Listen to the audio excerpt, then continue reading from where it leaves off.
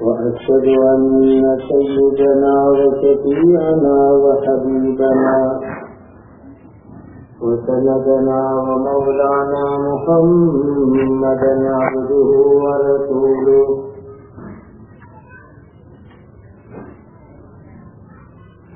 صلوات الله تبارك وتعالى عليه وعلى آله وأصحابه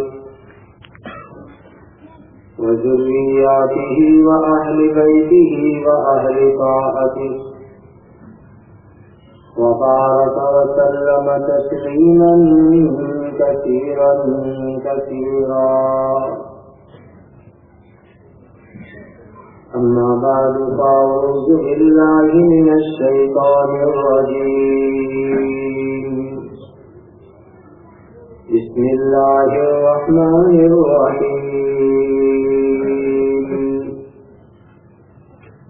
إن الذين يتلون كتاب الله وأقاموا الصلاة وأنفقوا مما رزقناهم سرا وعلانية يرجون تجارة لن تبور. صدق الله مولانا العظيم.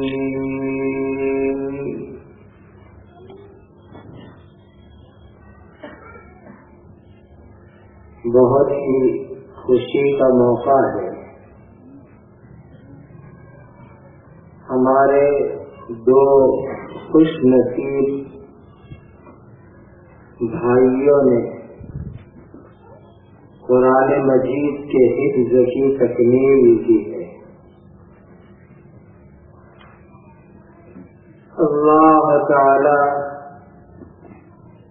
اس حفظ کی تکمیل کو ان دونوں کے واسطے، ان کے خاندان اور والدین کے واسطے، ان کے اساتذہ اور مدرسے کے واسطے اور پوری بستی کے لیے، ہم سب کے لیے دنیا اور آخرت میں خیر اور برکت کا ذریعہ بنا دے.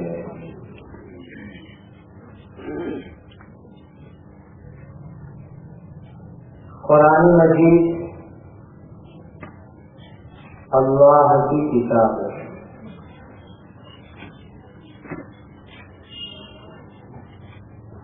آخری کتاب ہے، سچی کتاب ہے، نور اور برکت والی کتاب ہے.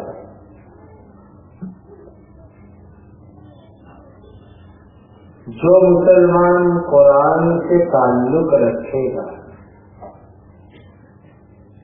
اللہ اس مسلمان کو دنیا آخرت میں عزت دے گے. اس کا مرتبہ اللہ اونچا کریں گے. قرآن مجید سیکھنا چاہیے، صحیح سیکھنا چاہیے. پہلا درجہ ہے قرآن سیکھنے کا. اس کے الفاظ کو ہم صحیح طریقے سے پڑھنا سیکھ لیں گے.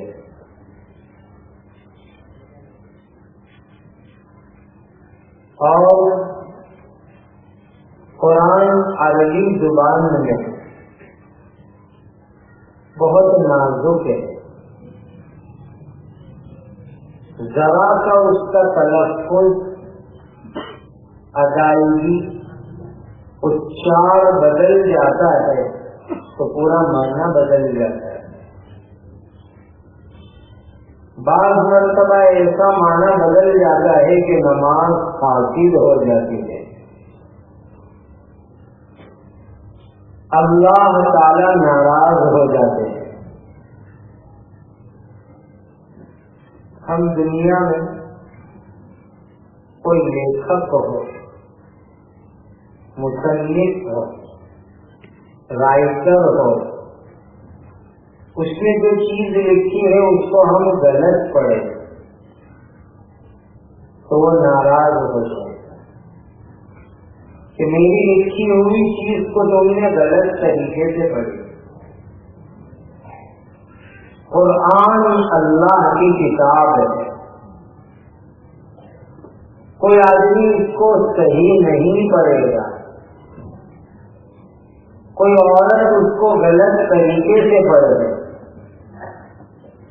اللہ تعالیٰ اس مرد اور عورت سے ناراض ہو جائیں گے. خود حدیث پاک میں ارشاد فرمائے قال رسول اللہ صلی اللہ علیہ وسلم رب قارئ للقرآن والقرآن یلعنہ, بہت سارے قرآن پڑھنے والے ایسے کہ قرآن ان کے لیے لعنت اور بد دعا کرتا ہے. وہ قرآن پڑھتے ہیں لیکن قرآن پڑھنے پر ثواب اور رحمت نہیں ملتی, بلکہ ان کے اوپر لعنت ہوتی ہے. اس میں ایک وہ لوگ داخل ہیں جو قرآن کو صحیح نہیں پڑھتے, غلط طریقے سے پڑھتے. اسی لیے قرآن صحیح سیکھنا چاہیے. اور میں تو اپنے وڈیروں کو, بڑی عمر کے لوگوں کو, نوجوان دوستوں کو کہا کرتا ہوں کم سے کم قرآن کی 11 سورتیں کسی سرٹیفائڈ قاری صاحب کے پاس بیٹھ کر کے سنا کر کے صحیح کر لو, تاکہ ہم جو سنت نفل پڑھتے ہیں, کبھی بیماری یا سفر کی وجہ سے فرض جو اکیلے پڑھتے تو ہماری نماز تو صحیح ہو جائے. اور 11 سورت کا میننگ ہے علم ترى سے لے کر قل اعوذ برب الناس تک 10 سورت ہوتی ہے, اور 11ویں الحمد شریف. کم سے کم درجے میں پہلے یہ 11 سورت اپنی صحیح کر لو, قاری صاحب کو سنا دو, غلطی ہو تو بار بار بیٹھ کر کے صحیح کر لو, تاکہ ہم جو اکیلے نماز پڑھیں تو ہماری وہ نماز صحیح ہو جائے. پھر جب اللہ تعالی سے دعا کر کے پورا قرآن صحیح کرنے کی کوشش کرو. یہ خدا کا حکم ہے, یہ معمولی چیز نہیں ہے. اللہ نے حکم دیا ہم کو وَرَتِّلِ الْقُرْآنَ تَرْتِيلًا, وَرَتِّلِ الْقُرْآنَ تَرْتِيلًا, قرآن مجید کو صحیح پڑھو, ٹھہر کر کے پڑھو, عربی انداز میں پڑھو. یہ حکم ہے اللہ تعالیٰ کا. اسی لیے آپ سب حضرات آج کی اس مبارک مجلس سے یہ نیت لے کر اٹھے کہ انشاءاللہ ہم اپنا قرآن صحیح کر لیں. قرآن کا دوسرا حق ہے قرآن کو سمجھنا. سمجھنے کا میننگ ہے قرآن کے اندر جو بات اللہ نے فرمائی اس کو ہم سمجھے کہ ہمارے اللہ ہم کو کیا فرمانا چاہتے ہیں. قرآن جیسے تلاوت کی کتاب ہے, پڑھنے کی کتاب ہے, ثواب کی کتاب ہے, بالکل اسی طرح سمجھ کر عمل کی کتاب بھی ہے. اور یہ سمجھ میں آئے قرآن کے معنی کو پڑھنے سے, میننگ اور تفسیر اور کامنٹری کو پڑھنے سے قرآن سمجھ میں آئے گا. تفسیر کی مجلس کو سننے سے قرآن سمجھ میں آئے گا. اس لیے کہ قرآن میں اللہ اپنے بندوں سے بات کرتے ہیں، ہم اس کو کلام اللہ کہتے ہیں. کلام اللہ کا میننگ کیا ہوتا ہے؟ اللہ اپنے بندوں سے جو بات کرتے ہیں اس کو کلام اللہ کہا جاتا ہے. تو قرآن میں اللہ نے اپنے بندوں سے کیا بات کی، یہ اسی وقت سمجھ میں آئے گا جب ہم قرآن کی تفسیر کو، اس کے میننگ کو پڑھیں گے، سنیں گے، سمجھیں گے اور اس کے مطابق عمل کریں گے. کچھ وقت پہلے ایک مجلس میں جانا ہوا، ہندو مسلم قومی ایکتا کی بنیاد پر مجلس تھی. بہت سے ہندو سادھو سنت لوگ بھی تھے، مسلمان بھی تھے. ایک آدمی نے ایک بات کہی مجھے بہت پسند ہے. اس کہنے والے نے مسلمانوں کو بھی کہا، ہندوؤں کو بھی کہا کہ ہندو مذہب کے اندر دھرم میں جتنی بھی ان کی دھارمک کتابیں ہیں وہ سنسکرت زبان میں زیادہ ہے. تو انہوں نے ہندوؤں کو سوال کیا کہ تم میں سے کتنے لوگ سنسکرت جانتے ہیں اور کون جو ہے تمہارے مذہب کی کتاب وید اس کو سمجھ سکتے، پڑھ سکتے ہیں. پھر مسلمانوں کو سوال ہے، مسلمانوں تم قرآن کو اپنی کتاب کہتے ہو کہ ہمارے اللہ نے مسلمانوں کے لیے، ایمان والوں کے لیے، انسانوں کے لیے، مانو جات کے لیے، جناتوں کے واسطے قرآن اتارا. تو کتنے مسلمان ہیں جو عربی جانتے ہو اور قرآن کو سمجھتے ہو؟ آج ہماری سب سے بڑی غلطی یہ ہے کہ ہمارے اللہ نے ہمارے لیے جو کتاب اتاری، جو میسج بھیجا، جو پیغام بھیجا، اس قانون کو، خدا کی بات کو ہم سمجھتے ہی نہیں. پھر اللہ کو راضی کیسے کریں گے؟ جب اللہ کی بات سمجھیں گے نہیں تو عمل کیسے کریں گے؟ کیسے اللہ کو راضی کریں گے؟ اسی لیے آج کے حالات میں بہت ضروری مسجد کے اندر قرآن کی تفسیر کی مجلسیں ہو. ہم سمجھے قرآن میں اللہ کیا فرمانا چاہتے ہیں اور اللہ کا ہم سے کیا مطالبہ ہے. یہ قرآن کا حق ہے. تو ایک حق ہو گیا قرآن کو صحیح پڑھنا، دوسرا حق ہو گیا قرآن کو سمجھنا، اور تیسرا حق ہو گیا قرآن پر عمل کرنا. چوتھا حق ہوگا قرآن کی باتیں اللہ کے بندوں تک پہنچانا.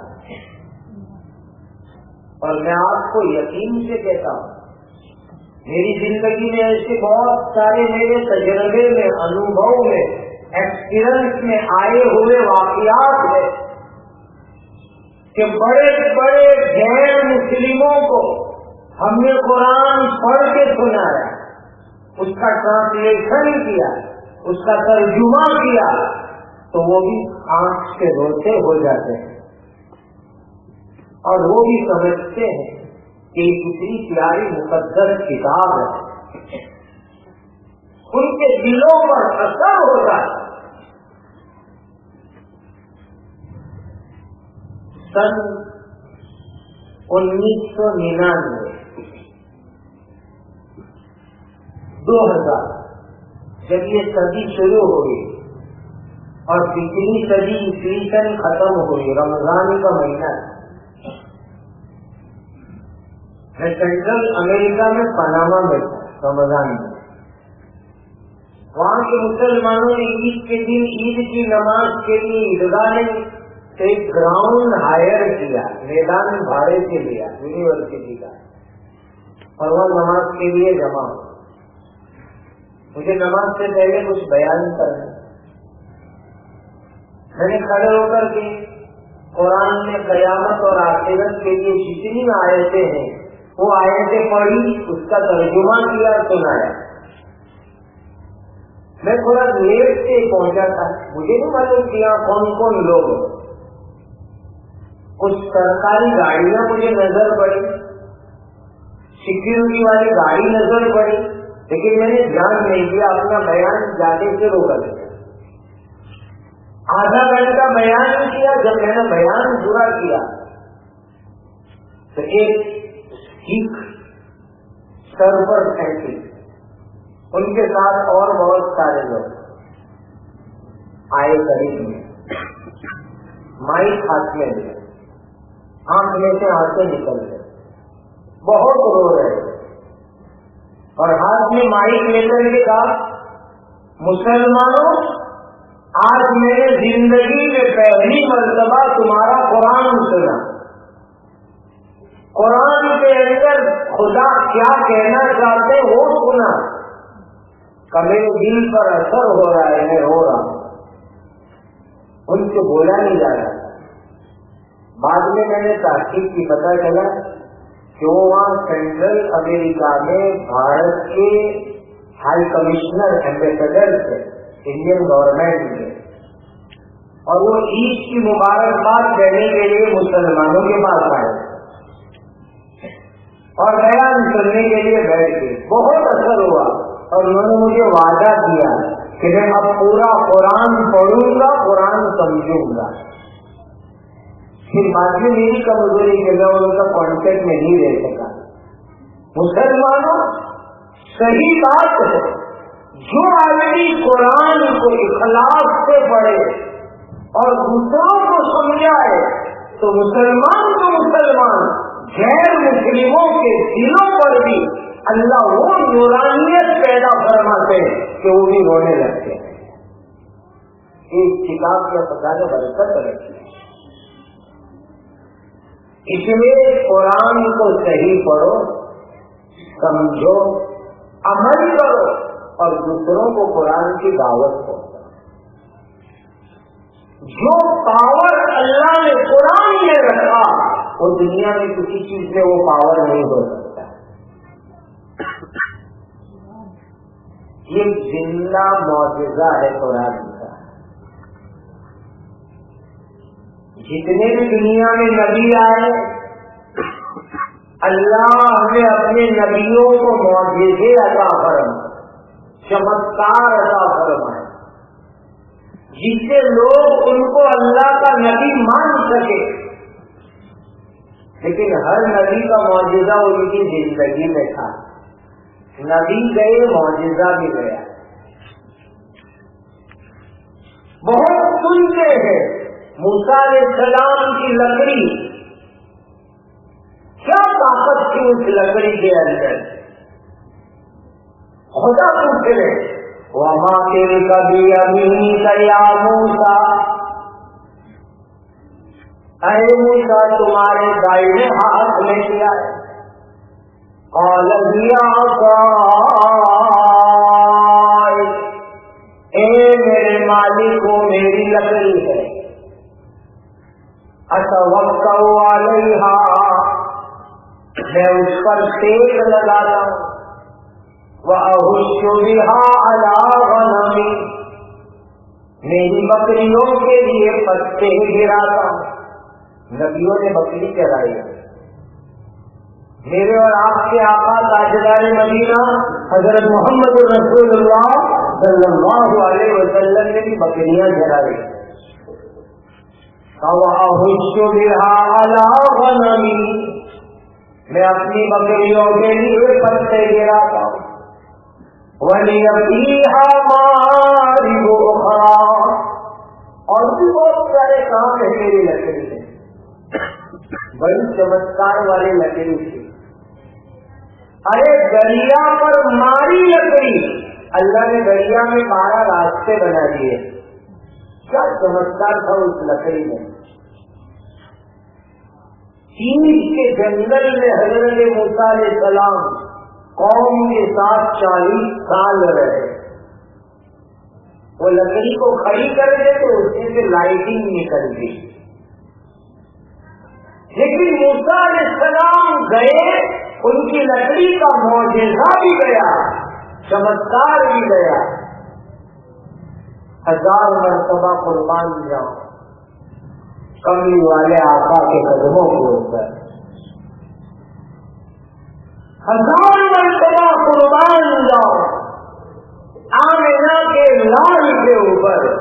اللہ نے ان کو وہ معجزہ عطا فرمایا کہ دنیا سے چلے گئے، قبر میں آرام فرمائے، اور ان کا زندہ معجزہ قرآن دنیا میں موجود ہے.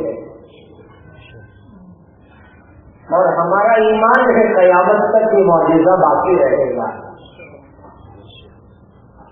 لا یأتیہ الباطل من بین یدیہ ولا من خلفہ.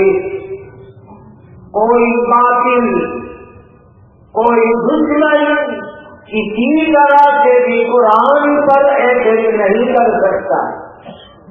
لا یأتیہ الباطل من بین یدیہ ولا من خلفہ. یہ تو اللہ کا اتارا ہوا کلام. اسی لیے ہم لوگوں کو یہی سمجھاتے ہیں کہ بھائیوں تم پرسنل لا کی بات کرتے ہو. پرسنل لا تو قرآن ہے، اور قرآن پرسنل لا ہے. قرآن کو اور قرآن کے قانون کو بدلنے کا رائٹ اور حق کسی کے پاس نہیں ہے. وہ تو اللہ کا کلام ہے، کوئی اس کو نہیں بدل سکتا. اور قیامت تک یہ زندہ اور باقی رہے گا. اور دوسرا معجزہ پیارے نبی صلی اللہ علیہ وسلم کا. 2 معجزے قیامت تک زندہ ہے حضور کے. ایک قرآن، ذالک الکتاب لا ریب فیہ، ایک دم پکی کتاب جس میں کوئی شک نہ ہو. دشمنوں نے بہت کوشش، ایک وقت ایسا بھی آیا ہے ہسٹری میں، زیادہ ٹائم نہیں ہوا، 100 سال گزرے، کہ پوری دنیا کے پریس میں، دکانوں میں، بازاروں میں جتنے قرآن ملے اس کو خرید کر کے سمندر میں ڈبو دیا گیا، جلا دیا گیا، تاکہ قرآن مٹ جائے، دنیا سے ختم ہو جائے قرآن. جب ہزاروں لاکھوں قرآن جلا دیے، ڈبو دیے، تو کسی نے ان کو کہا عقل مندو، کہاں تمہاری عقل جاتی ہے؟ یہ جو چھپے ہوئے پرنٹڈ قرآن ہے تم اس کو پانی میں ڈبو گے، جلا دو گے، لیکن جو قرآن ان معصوم بچوں کے سینوں میں موجود ہے، قسم خدا کی دنیا کی کوئی طاقت اس کو مٹا نہیں سکتی، کوئی اس کو ختم نہیں کر سکتی. خدا نے اعلان کر اِنَّا نَحْنُ نَزَّلْنَا الذِّكْرَ اِنَّا نَحْنُ نَزَّلْنَا الذِّكْرَ وَإِنَّا لَهُ لَحَافِظُونَ. اللہ فرماتے ہم نے قرآن اتارا اور ہم ہی قرآن کی حفاظت کریں گے. خدا نے وعدہ فرمایا. اس لیے مسلمان خدا کا شکر ادا کرو، آج ہمارے پاس اللہ کی امانت قرآن کی شکل میں موجود ہے. یہ اللہ کا بہت بڑا کرم ہے ہم لوگوں کا. اور یہ وہ امانت ہے کہ بڑی بڑی مخلوق بھی اس کو اٹھا نہیں سکی. خدا نے فرمایا اِنَّا عَرَضْنَا الْأَمَانَةَ عَلَى السَّمَاوَاتِ وَالْأَرْضِ فَأَبَيْنَ أَن يَحْمِلْنَهَا وَأَشْفَقْنَ مِنْهَا وَحَمَلَهَا الْإِنسَانُ إِنَّهُ كَانَ ظَلُومًا جَهُولًا۔ اس دنیا میں انسان کے آنے سے ہزاروں سال پہلے اللہ نے آسمان میں عقل رکھی، کیسی عقل؟ جیسی ہماری عقل ہے۔ آسمان کو خدا نے بولنے کی طاقت دی جیسا ہم بولتے ہیں، اور اس کے بعد خدا نے آسمان کو فرمایا کہ آسمانوں، میری امانت، میری شریعت، میرا قانون تم لے لو۔ پوچھنے لگے آسمان، اللہ کیا ملے گا؟ تو فرمایا کہ پڑھو گے اور عمل کرو گے تو ثواب ملے گا، عمل نہیں کرو گے تو سزا ملے گی۔ تو آسمان گھبرا گئے، خدا سوری معاف کرنا، ہم اس امانت کو، شریعت کو، قانون کو، دین کو، قرآن کو ہم نہیں اتار سکتے، معاف کرنا نہ کہہ۔ پھر اللہ نے زمین کو کہا، زمین کو عقل دی ہمارے جیسی، بولنے کی طاقت دی ہمارے جیسی، پھر خدا نے زمین کو دیا، لے لو یہ کتاب، لے لو میری شریعت۔ اِنَّا عَرَضْنَا الْأَمَانَةَ عَلَى السَّمَاوَاتِ وَالْأَرْضِ۔ زمین نے بھی وہی سوال کیا، اللہ نے وہی جواب دیا، تو زمین کہنے لگی اللہ ہم کو بھی اٹھانے کی طاقت نہیں ہے۔ یاد رکھو اس آیت کی تفسیر میں مفسرین نے لکھا ہے کہ خدا نے آسمان کو عقل دی، بولنے کی طاقت دی، لیکن جب اس نے نہ کہہ دیا کہ ہم شریعت اور قانون اور دین کو اٹھا نہیں سکتے، اللہ نے ان کی عقل واپس لے لی، بولنے کی طاقت بھی واپس لے لی۔ زمین نے منع کیا تو خدا نے زمین سے بھی عقل لے لی، بولنے کی صلاحیت لے لی۔ بڑی بڑی مخلوق کو اللہ نے عقل دی، سمجھ دی، بولنے کی طاقت دی جیسی انسان میں ہے، اور ہر ایک کو کہا لے لو یہ امانت، ہم دیتے تم کو امانت، شریعت، قانون، دین، لیکن کیا ہوا؟ فَأَبَيْنَ أَن يَحْمِلْنَهَا وَأَشْفَقْنَ مِنْهَا وَحَمَلَهَا الْإِنسَانُ۔ سب نے منع کر دیا، سب نے انکار کر دیا۔ اخیر میں نمبر آیا ایک مٹی کے پتلے کا، جس میں خدا نے اپنی روح ڈالی تھی، حضرت آدم علیہ السلام کا نمبر آیا۔ اللہ نے آدم علیہ السلام کو فرمایا آدم یہ ہماری امانت لو، شریعت لو، قانون لو۔ آدم علیہ السلام نے بھی پوچھا اے اللہ کیا ملے گا؟ تو کہا آدم عمل کرو گے تو جنت ملے گی، اور عمل نہیں کرو گے تو سزا ملے گی۔ تو تفسیر میں لکھا ہے اللہ کی محبت میں دیوانے ہو کر کے، خدا کی محبت میں عاشق ہو کر کے حضرت آدم علیہ السلام نے کہا اللہ امانت کو میں قبول کرتا ہوں، مجھے دے دیجیے۔ وَحَمَلَهَا الْإِنسَانُ، انسان نے اس کو قبول کر لیا۔ یہ ہم کو عقل جو ملی ہے نا، یہ بولنے کی طاقت ملی ہے، یہ شریعت، دین اور قانون کی امانت کی برکت سے ملی ہے۔ سب مخلوق کو اللہ نے دیا تھا، جس نے منع کیا اللہ نے ایسی عقل لے لی، ایسا بولنا لے لیا۔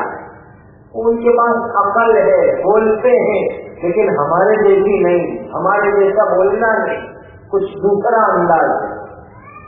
انسان کو عقل ملی، سمجھ ملی، بولنا ملا، یہ امانت، اس امانت کی بنیاد پر ملی۔ یہ قرآن کتنی بڑی امانت کا عجیب بات ہے کہ بڑا بھولا بھالا انسان نے قبول کر لیا آدم علیہ السلام نے، اور ظہر سے اثر جتنا وقت گزرا کہ بات بھول گئے اور وہ درخت کھا لیا اور جنت سے نکل کر کے دنیا میں آنا پڑا۔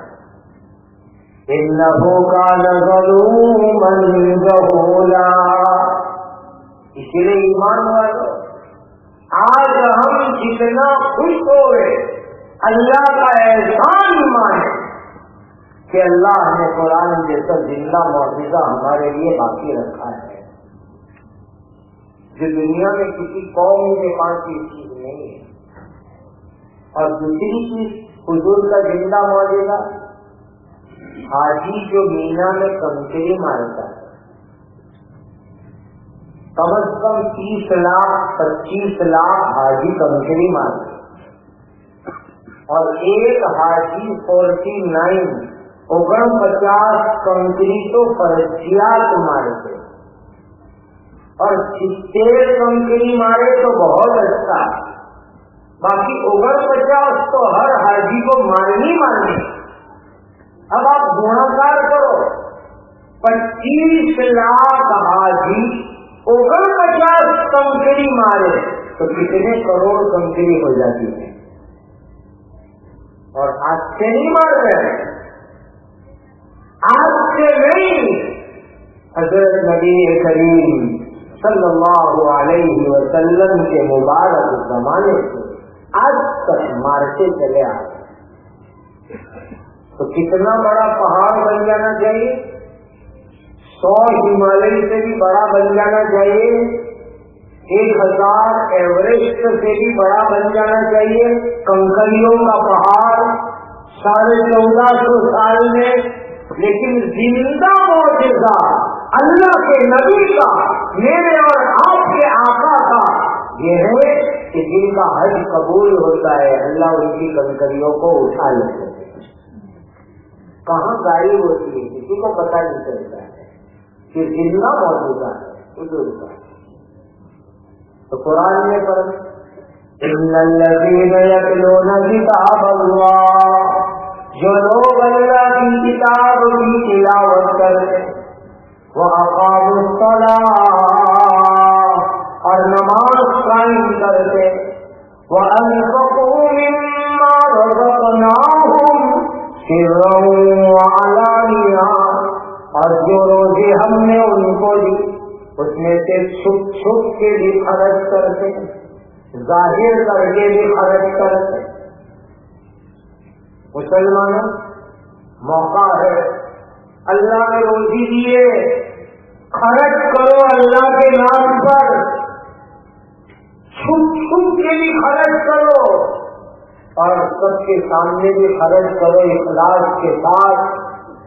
اللہ صدقے کی بلا سے، صدقے کی برکت سے بلا کو دور کر دے۔ بھائیوں امت بڑی مصیبت میں ہے، اور مصیبت کو دور کرنے والی چیز صدقہ اور خیرات ہے۔ کرو خیرات، دل کھول کے کرو، اپنی طرف سے کرو، امت کی طرف سے کرو، اللہ اس کی برکت سے بلا مصیبت کو دور فرمائیں گے۔ کتنی پیاری بات فرما دی آیت میں، ان الذین یتلون کتاب اللہ، جو لوگ اللہ کی کتاب قرآن پڑھتے ہیں، وَأَقَامُوا الصَّلَاةَ، اور نماز قائم کرتے، وَأَنفَقُوا مِمَّا رَزَقْنَاهُمْ سِرًّا وَعَلَانِيَةً، اللہ کی دی ہوئی روزی چھپ چھپ کے بھی خرچ کرتے، سب کے سامنے بھی خرچ کرتے، یرجون تجارۃ لن تبور، وہ ایسی تجارت کا یقین رکھتے ہیں جس میں نقصان ہونے والا نہیں، کوئی نقصان نہیں ہوگا۔ بھائیوں آدمی اپنی محنت سے جو کما رہے ہیں اپنی آخرت کے لیے خدا کے بینک میں جمع کرا دے رہے ہیں، کسی پر بھروسہ نہ رکھے، یہ دنیا بڑی بے وفا ہے، بڑی بےوفا دنیا ہے. آدمی جمع کر کر کے جاتا ہے اور اولاد موج مزے میں عیاشی میں اڑاتی ہے. کوئی ماں باپ کے لیے صدقہ جاریہ کے کام نہیں کرتے. بہت تھوڑے اللہ کے نیک بندے نکلتے ہیں.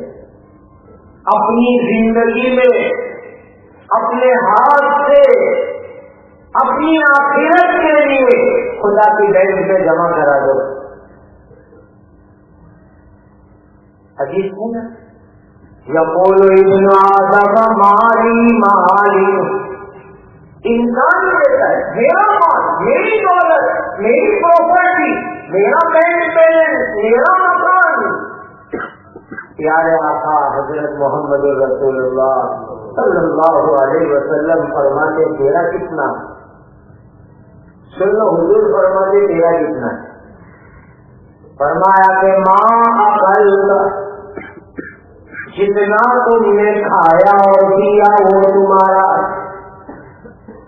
اللہ نے دیا ہے اچھا کھاؤ، حلال کھاؤ، ہیلتھی فوڈ کھاؤ، تندرستی والا کھانا کھاؤ.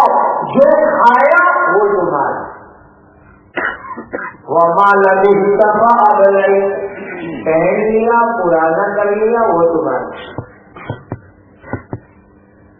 اور تیسری چیز وما تصدق، صدقہ کیا، خیرات کی اور خدا کی بینک میں جمع کرا دیا وہ تمہارا، باقی سب دوسروں کا.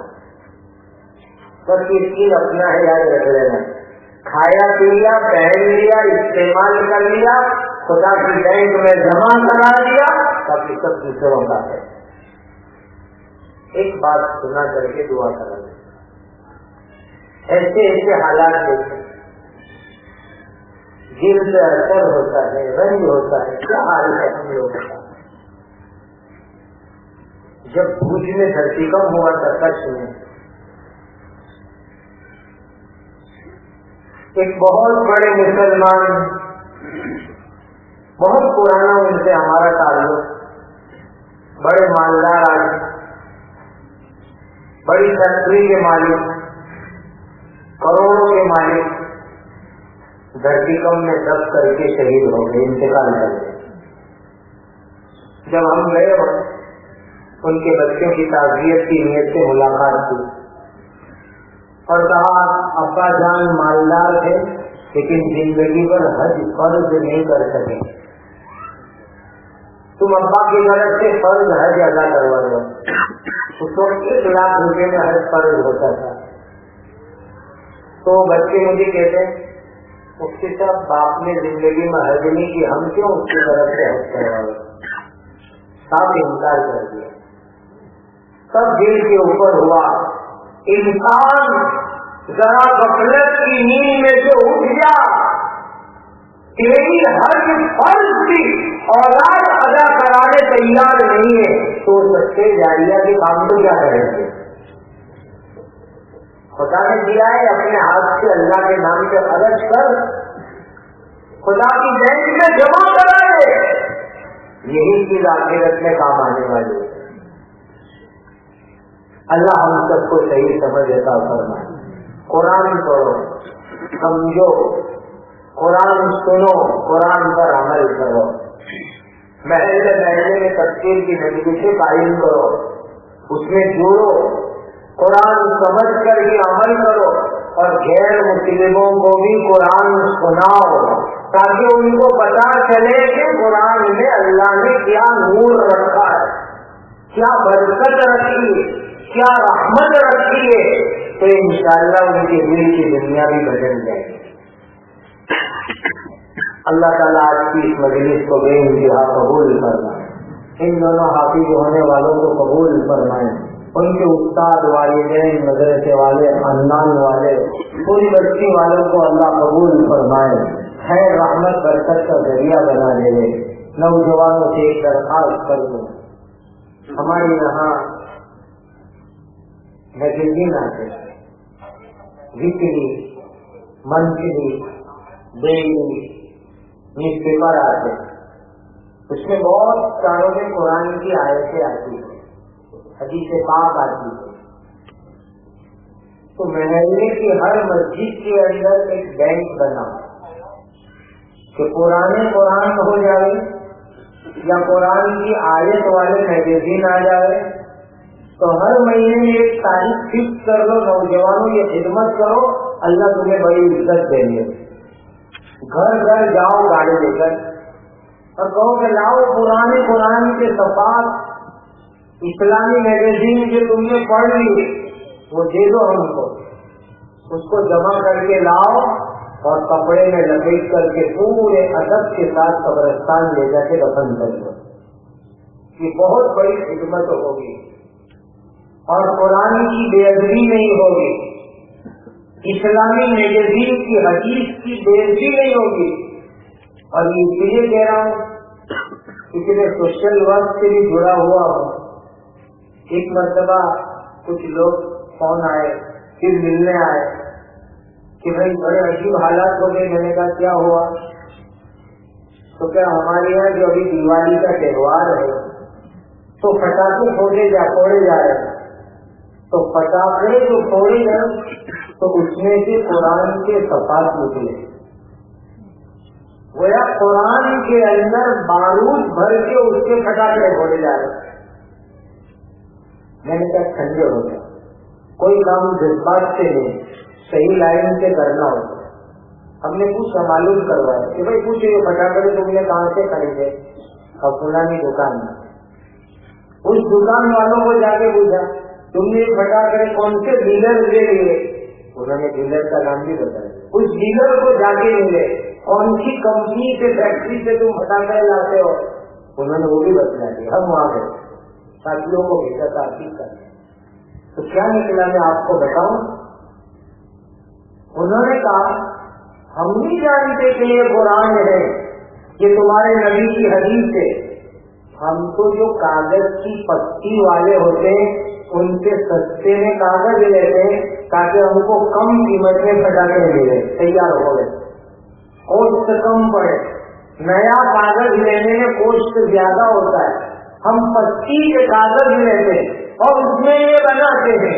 اور کہا کہ جب پتی لینے والی گاڑیاں ہمارے بازاروں میں جاتی ہے، محلوں میں جاتی ہے، تو تمہارے مسلمان ہی تو قرآن کو بھی پتی میں دے دیتے ہیں. اور پھر ہم غیر مسلموں کو بدنام نہیں کرتے. مسلمانوں ایسی غفلت ہو رہی ہے، اس لیے نوجوانوں کو کہہ رہا ہوں یہ خدمت کرو کہ ہر مہینے محلے میں چکر لگاؤ کہ پرانے اسلامی میگزین اس کو پھینکو مت، ہم کو دے دو، لا کر کپڑے میں لپیٹ کر قبرستان میں لے جا کے دفن کر دو. قرآن کا ادب ہو جائے گا اور آپ کو انشاءاللہ بڑا ثواب ملے گا. اللہ تعالیٰ آج کی اس مجلس کو بے انتہا قبول فرمائے، ہمارے جمع ہونے اور جڑنے کو قبول فرمائے. وآخر دعوانا ان الحمد للہ رب العالمین. درود شریف پہلے دعا کرتے ہیں. الحمد للہ رب العالمین. سبحان اللہ وبحمدہ سبحان اللہ العظیم. اللهم صل على سيدنا محمد وعلى آل سيدنا محمد كما تحب وترضى عدد ما تحب وترضى. ربنا آتنا في الدنيا حسنة وفي الآخرة حسنة وقنا عذاب النار. اے اللہ ہمارے گناہوں کو معاف فرمائیے. اے اللہ پوری دنیا میں امن و امان قائم فرما دیجیے، عدل و انصاف قائم فرما دیجیے. اللہ ہمارے ملک میں بھی امن و امان قائم فرماؤ، کتنے فساد کی حفاظت فرماؤ. یہاں جتنے مذہب کے لوگ رہتے ان میں آپس میں جوڑ محبت رواداری عطا فرماؤ. اللہ ان دونوں بچوں نے جو قرآن کے حفظ کی تکمیل کی اس کو اللہ مبارک بنا دیجیے. ان کے والدین، خاندان والے، اساتذہ اور خود ان کے لیے دنیا اور آخرت میں آپ کی رضا کے حاصل ہونے کا ذریعہ بنا دیجیے. اے اللہ حفظ قرآن پر جو وعدے ہیں اے اللہ ان سب کو عطا فرما دیجیے. ہمارے جمع ہونے کو قبول فرماؤ، کہنے سننے کو قبول فرماؤ، اس کو آپ کی رضا کا ذریعہ بناؤ. اے اللہ ہمیں زندگی میں بار بار مکہ مدینہ کی حاضری عطا فرماؤ. صبح قیامت تک اس ملک میں اے اللہ اسلام اور مسلمانوں کو ہر طرح کی ترقیات خیر کے ساتھ باقی فرما. اے اللہ عافیت اور سلامتی عطا فرما. نبی کریم صلی اللہ علیہ وسلم نے جتنی خیر مانگی ہمیں اور پوری امت کو عطا فرما. حضرت نبی کریم صلی اللہ علیہ وسلم نے جن شرور سے پناہ گائی ہماری اور پوری امت کی حفاظت فرما. آمین آمین آمین یا رب العالمین. سبحان ربک رب العزة عما یصفون وسلام علی المرسلین والحمد للہ رب العالمین.